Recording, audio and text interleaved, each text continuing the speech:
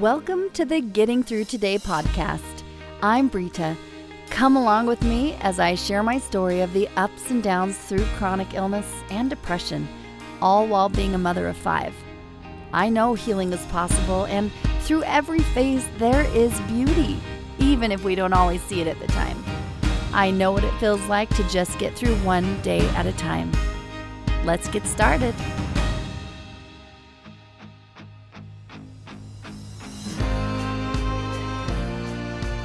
Hello, I hope you are doing great today.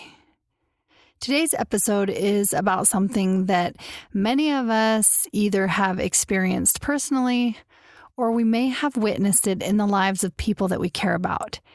It is how to support someone with chronic illness. If you are living with chronic illness yourself, you know just how important support can be. I sure do. It has made a huge difference to have people around me who understand, who show up for me, and who make me feel seen and valued, even on my hardest days. But sometimes even the most well-meaning people, they just don't always know how to help. And maybe you've experienced this too. For those of you who love someone with chronic illness, I know it can be confusing or even overwhelming to know how to support them. You might feel unsure of how to support them without overstepping or maybe even being worried about saying the wrong thing. You might even worry that you're doing too much or not enough. It really can be a delicate balance. In today's episode, we're going to talk about what real, meaningful support looks like when someone is living with chronic illness. We'll discuss practical ways to be there for your loved one, how to navigate emotional support without making them feel pressured, and how to show up in a way that truly makes a difference. Because I've been there, and I've had a lot of people show up for me in ways that have made a huge difference in my life. Now, support isn't always about fixing or solving the problem. Sometimes it's just about being present and showing that you care. It's about finding ways to honor someone's experience without making them feel defined by their illness. Whether you're the one needing support or the one giving it, I hope this episode helps you feel more equipped to navigate those dynamics with compassion and understanding. We're all human. We all want to feel valued and supported, at least I do. And my hope today is to give you some insights and practical tips to maybe make that a little easier. Support is one of those words that can mean so many different things depending on the situation and the people involved. When it comes to living with a chronic illness, support isn't just about doing things for someone or trying to fix their problems, because most likely you cannot fix their problems. It's just about being present, being consistent, and just making that person feel valued. Because most likely, they don't feel that way about themselves. One of the most beautiful things I've experienced on my own journey is the unwavering support from my husband, Jeff, my family, and some very close friends. There were so many days when I felt completely broken, physically and emotionally, and I wasn't even sure if I was worth helping. That's what my mind was telling me. But these people in my life, they didn't see me that way. Yes, they saw me struggle, but they also saw my strength even when I couldn't, because they knew me that well. They knew that if I could do the things I wanted to do, I would be doing them. Chronic illness was about the only thing that could keep me down, and that I hated being in that situation, but they kept showing up for me. My husband, Jeff, especially, has been my rock through so many hard moments.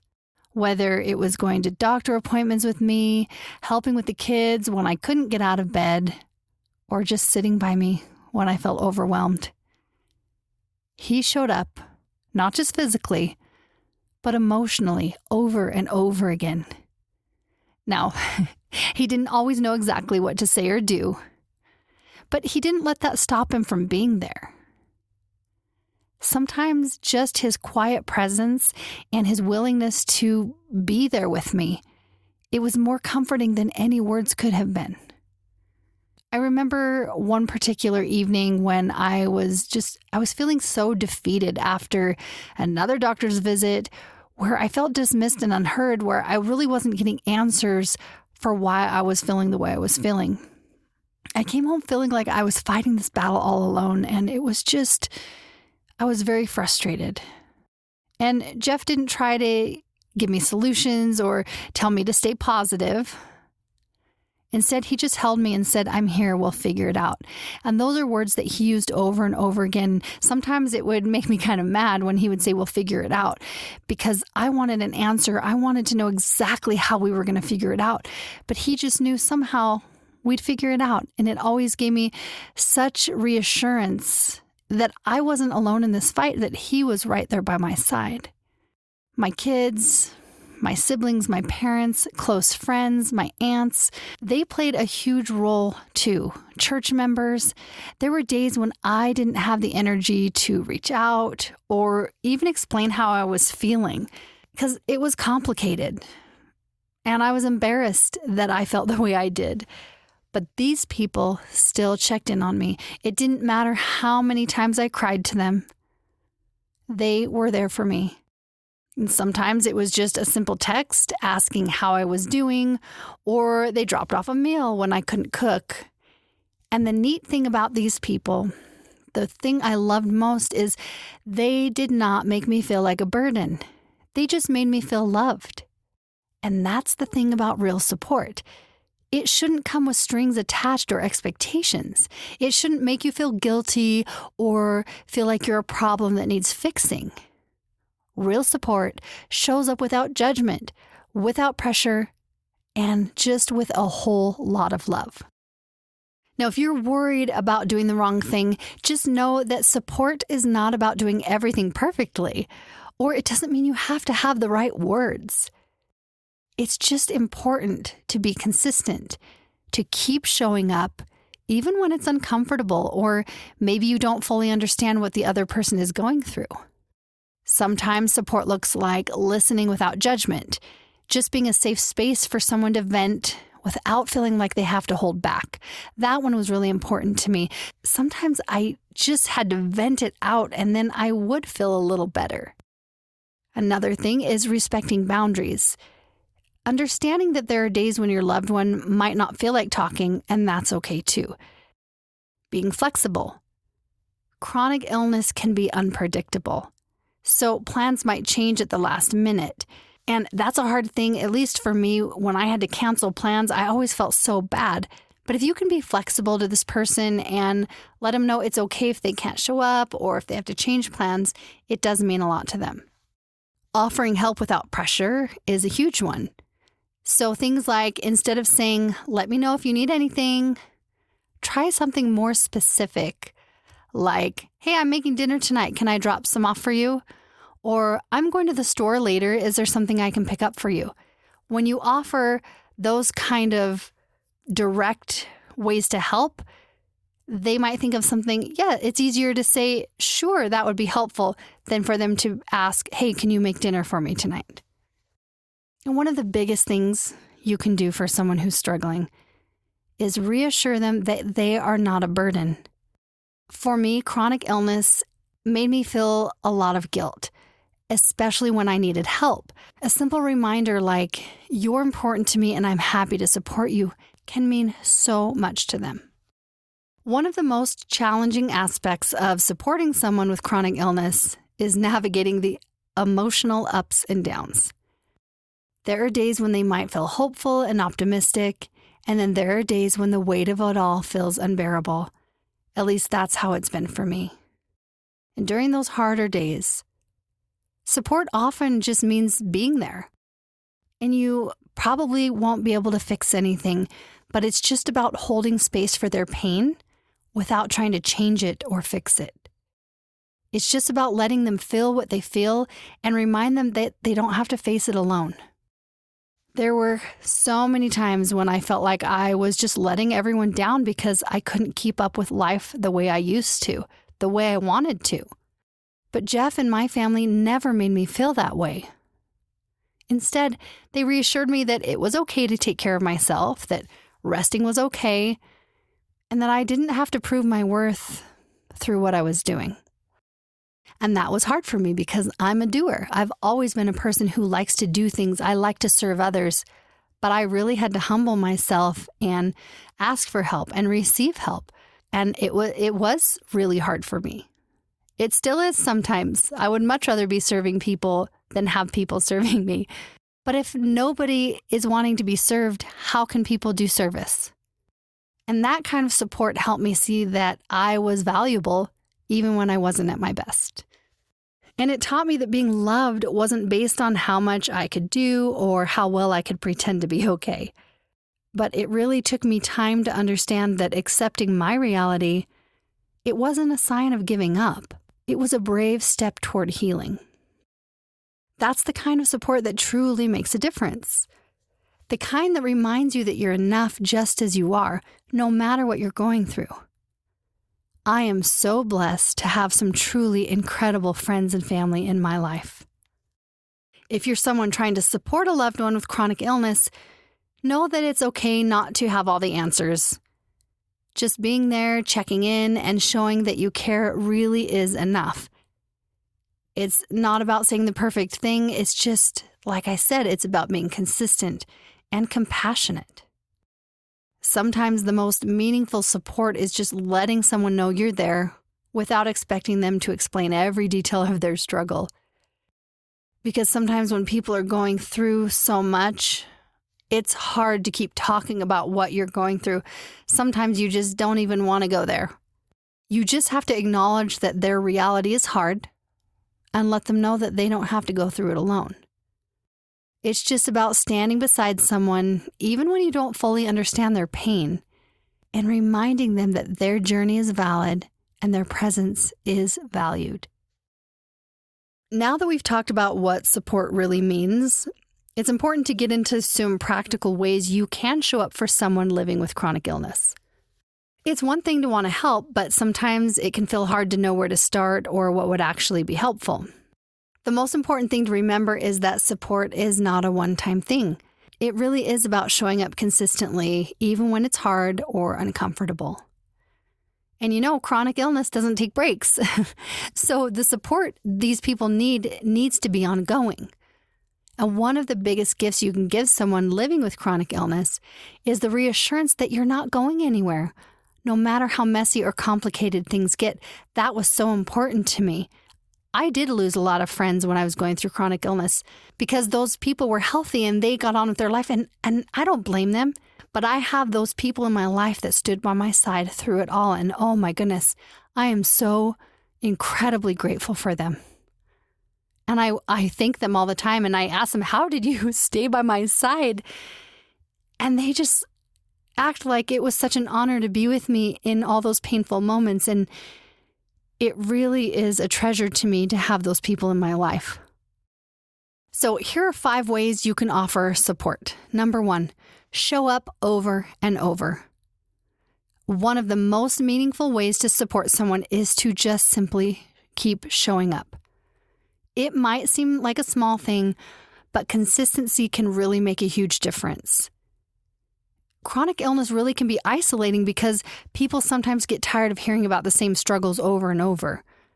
That's why being the person who continues to show up, who doesn't get frustrated when things don't change overnight, is really incredibly valuable. I have an Aunt Regina who is amazing, and she would come over to my house and say, "What's bugging you the most?" And I would always cry because even if she'd only stay about an hour, I would think about it and think, okay, my bathroom's really bugging me. She'd go scrub my bathroom. Or some days I'd be like, can we just sit and talk? And she says, yeah, but come into the kitchen. And she'd clean my kitchen while we chatted. She was an incredible example to me about just showing up. She would just show up, and there was always something that needed to be done. And if I just said, I don't know, she'd look around and she'd find something to do and listen to me. So it was amazing. Because there were so many times that I was so overwhelmed, I didn't even know how to ask for help.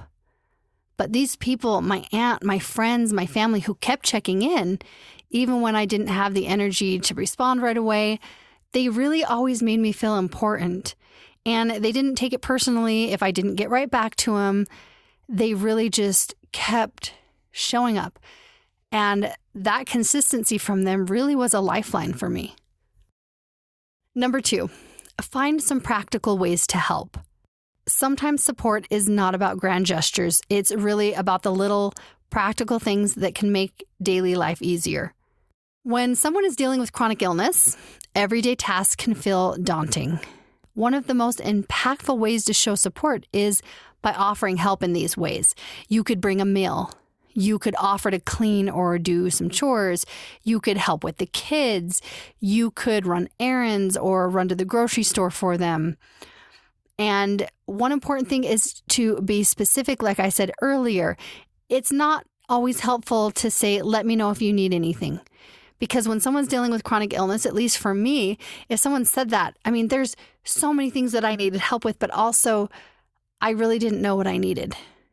But seriously, if someone said, hey, I have some time on Saturday, I'm going to stop by, and then they do show up and they say, hey, what do you need? Like my aunt would say, what's bugging you the most? And then they spend a half hour or an hour getting something done. It really can be so helpful to someone who isn't able to do all the things they want to do. And when you lighten the load for someone with chronic illness, it really is helpful. It can be the simplest things. Number 3, help them feel valued, not like a burden. One of the hardest things about living with chronic illness is feeling like you're a burden to those around you. I know I felt that way all the time. And sometimes people don't ask for help because they're afraid of being seen as needy or difficult. That's why it's so important to remind your loved one they are not a burden. They're someone you care about, and helping them is something you want to do. Some of the things you could say to them is, you don't have to go through this alone. I want to help because I care. Or, you are important to me. I'm here for you no matter what. You could always say, you're not a burden. You're my friend and I want to support you. Because the way you offer help can make all the difference. Instead of asking if they need help, which can make them feel guilty for saying yes, try saying, I'd really like to do this for you. Would that be okay? That way it feels like an act of care rather than a favor or a burden. Number 4, be present without trying to fix everything. Chronic illness often comes with a lot of frustration, sadness, and even grief for the life someone used to have. One of the most powerful ways to support someone is just to be present and listen without trying to offer solutions. Let them vent, cry, or just talk without feeling like they have to sugarcoat their feelings. And resist the urge to jump in with advice unless they ask for it.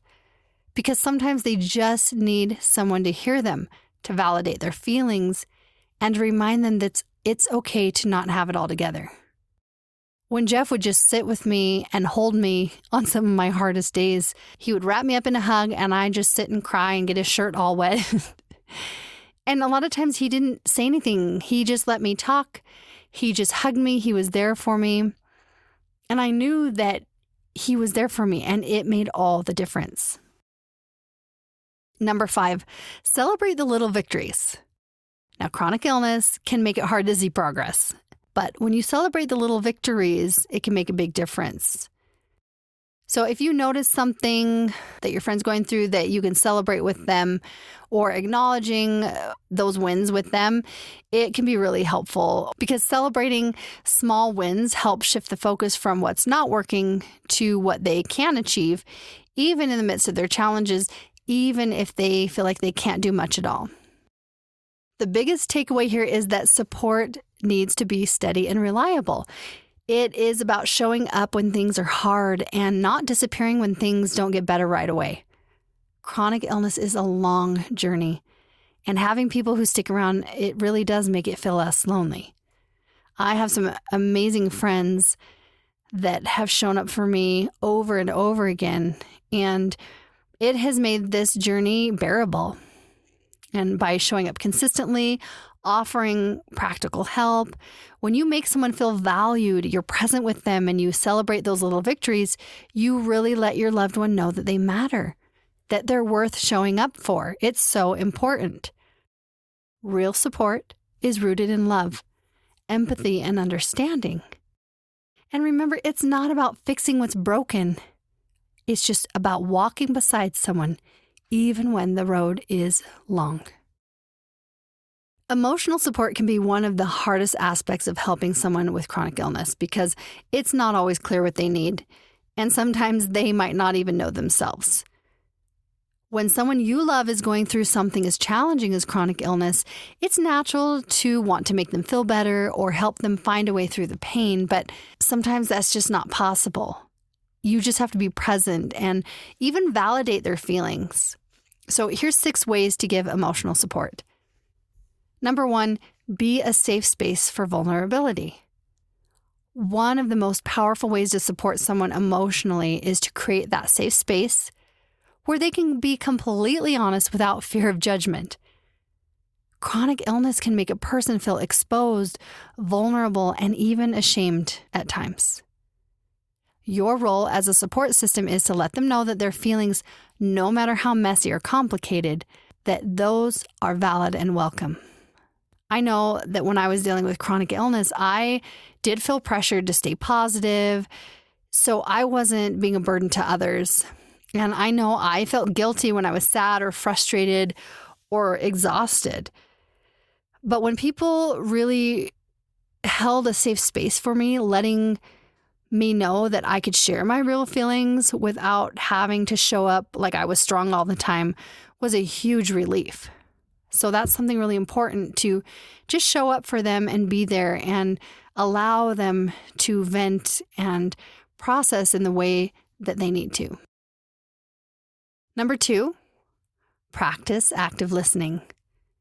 Active listening is about being fully present when someone is sharing their thoughts or emotions. It means that don't jump in with advice or stories of your own experiences. Sometimes just being heard is enough. I know there's a few people in my life when they'd ask how I was doing, and I'd start to tell them, and then they would begin a story about what they were going through. And it's not that I didn't want to listen, but there were times when I just needed to be listened to. And I think we need to be aware of each other. When someone's going through a really hard time, they can't always hold space and hold someone else's pain. So we need to kind of be careful about what we're pouring on other people. And I know for me, when I was dealing with chronic illness, I would ask my friends, hey, I know this is a lot. Are you in a space where you can have the support for me? And so, because I knew that my friends were going through hard times. So one thing I tried to do is make sure when I was having a good day or when I could, that I was an active listener for my friends as well, that it wasn't just one-sided. And when we can just be there for each other, it really helps so we don't have to carry this weight alone. Number 3, validate their experience. Okay, one of the most damaging things you can do, even if it's unintentional, is to minimize someone's pain or tell them to look on the bright side when they're struggling. This one's important. Instead of saying it could be worse or you'll get through this, try just acknowledging the reality of their situation. Some things you could say are, it's okay to feel sad or angry about this. Or, you're allowed to feel overwhelmed. This is a lot to handle. Or a great one is, I can see how hard you're fighting and it's okay to feel tired. There was so many times when I was really struggling with just the constant fatigue and suffering from my chronic illness. And someone told me, well, at least it's not something worse. And it just hit me hard because even though they meant well, it made me feel like I was being ungrateful for feeling the way I did. And that's why I've learned that the best way to offer emotional support is to acknowledge that the pain is real, that it's hard, and it's okay to feel whatever comes up.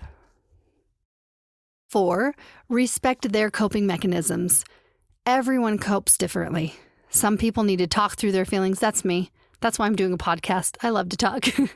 But others might need some quiet time to process. It's important to respect their way of dealing with things, even if it's not what you would do. For example, if they withdraw for a bit, it doesn't mean that they don't want your support. It might just mean that they need some space to process through their emotions. Just let them know you're there whenever they're ready to talk, but don't put pressure on them to open up on your timeline. And by giving them room to cope in their own way, You're showing respect for their process and giving them the time to manage their emotions in their own way. 5, offer encouragement without pressure. Encouragement is important, but it shouldn't feel forced or overly optimistic. Sometimes people just need reassurance that they're not facing this alone. When anyone would help remind me that it was okay to feel broken, that it was okay to be sad, it made me feel like I didn't have to hide those struggles. Those people didn't expect me to bounce back right away. They just allowed space for me to feel however I was feeling, and it was okay. And I was very up and down. But that kind of support gave me the space to be real and be able to process what I was going through without feeling like I was letting anyone down, because I already felt like I was letting myself down. I already felt like I was letting my family down. But it was just this process I had to work through and accept where I was at and keep moving forward. And number 6, this is important. Don't take their emotions personally. Sometimes people with chronic illness can feel irritable, frustrated, or even withdrawn. And it really is not a reflection of how they feel about you. It doesn't have anything to do with you. It often can just be the weight of what they're going through. So try not to take it personally and instead offer grace and understanding. I know Jeff was really great about this. Poor guy. He got a lot of my venting at night. I would try to hold it all together during the day. And a lot of times when he would get home from work, the kids were in bed, I would just break down and cry, and he would just hold me. Or I would be angry about something and vent, and it felt like most things were just amplified by the evening. Everything was wrong. And he just learned to not take it personal. He knew me before I was sick, and he knew that I was just dealing with a lot. And so I love that he was able to do that and help me through it instead of putting up walls and getting angry at me. He just loved me through it. And it's such a beautiful thing. I have a great husband. I'm really grateful for him that he could love me through it, because I know it was hard for him and me. But knowing that someone doesn't have to explain every mood or apologize for how they're feeling, it can take a huge burden off their shoulders. And that's what Jeff did for me. He made me feel like what I was going through was normal, even if my emotions were all over the place. Ultimately, emotional support is really about creating a safe, compassionate space where someone feels seen and valued. It's about being consistent, being present, and remember, you don't have to fix things that can't be fixed. Real support doesn't always mean having the right words. It's just about being there and showing that you care. It's okay if you don't know what to say. Most of the time, just being there and your willingness to just sit with someone in their struggle is way more powerful than words could be. Supporting someone with chronic illness is about more than just being there on the good days. It really is about being consistent, showing up even when things are tough, messy, or uncertain. It's about being a safe space for them to express their feelings without fear of judgment. It's about offering help in practical ways while also honoring them and respecting their boundaries. If you're someone who's been supporting a loved one with chronic illness, I just want to take a moment to acknowledge you. What you're doing, your effort, your willingness to be there, it really means more than you might realize. I'm sure that sometimes it can feel like you're not doing enough or that you could be saying the wrong things. But the truth is, showing up, being compassionate, really makes a difference. Just by being there, you show love, care, and commitment, and it means the world to that person. And if you're someone who is living with chronic illness, I really hope this episode reassured you that it's okay to ask for help. It's okay to express your needs and to set boundaries that protect your well-being. You are not a burden for needing support. I know it can feel that way, but you're just someone who is deserving of care and compassion. And sometimes advocating for yourself means letting others in and allowing them to support you in ways that feel right for you. So this week, I encourage you to think about one way you can either give or receive support. If you're a caregiver or a friend, maybe think about how you can show up consistently in small ways, whether it's sending a message, dropping off a mail, or just sitting with your loved one. And just know that you have to set boundaries too. You can only give what you can give. So make sure you're not overextending what you are able to give as well. That's okay to set those boundaries. And if you're living with chronic illness, maybe think about one way you can advocate for yourself, whether it's expressing your needs more openly or allowing someone to help you, or just reminding yourself that it's okay to need support. You are not weak because you need help. Compassion goes a long way, both for others and for yourself. I know it's easy to feel overwhelmed when you see someone you care about struggling, or when you're the one who feels constantly overwhelmed. But remember, it's not about doing everything perfectly. That's not realistic. It's about choosing to care, choosing to show up, and choosing to be present. Sometimes the most supportive thing you can do is just to simply say, I'm here and I care about you. Sometimes it's enough to acknowledge the hard days and celebrate those small wins. Support just needs to be genuine.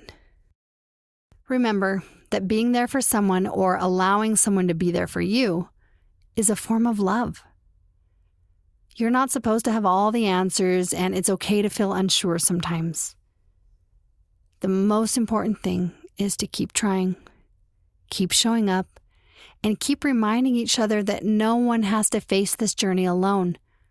We need to help and support and love each other. You have the power to make a difference just by being present, just by listening, and by offering your heart. Whether you are giving or receiving support, know that it matters. It makes life a little brighter and the journey a little less lonely. And I'd love to hear from you, whether you're living with chronic illness or supporting someone who is. Your stories and insights matter. Sharing your experiences can help others feel less alone and more understood. So if you have a story about what support has looked like for you, whether it's something that made a positive impact or maybe even a lesson you've learned along the way, I really would love to hear it. And together we can continue to create a space where every voice is heard and valued, where we support one another with kindness and understanding. Thank you for being part of this beautiful community. Your presence makes a difference.